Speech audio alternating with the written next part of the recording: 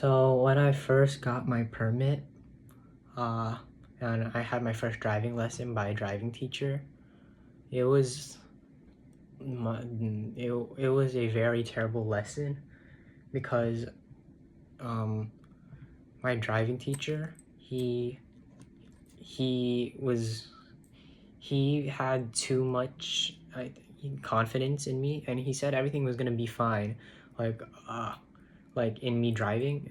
I think I felt like he had too much confidence in me, which I didn't have enough confidence in myself to start driving, because I barely passed the permit exam. Because if I got one more wrong, I would have failed. So my first driving teacher, he had a little bit too much confidence in me, way more than I had, and I was extremely scared to start driving. But then and then my first lesson went terribly. Like, my teacher, he didn't yell at me, but um he made me do things that I didn't think I was prepared for. And uh yeah, and then I thought to myself that day that I don't want to learn how to drive. I hate driving. Driving is a terrible thing, and I really dislike it.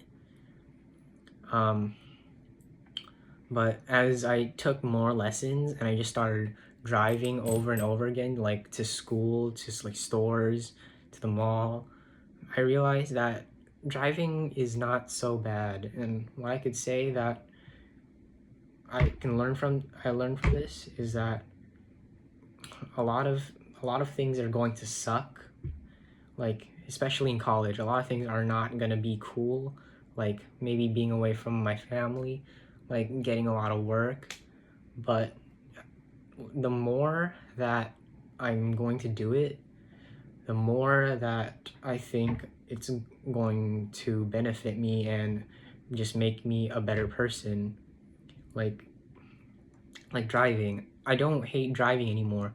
I still think it's like a chore, but it's not as bad as when I first started, because that day I was crying.